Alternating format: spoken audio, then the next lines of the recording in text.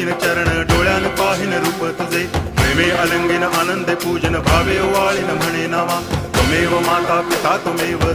बंधुश्च सखा त्वमेव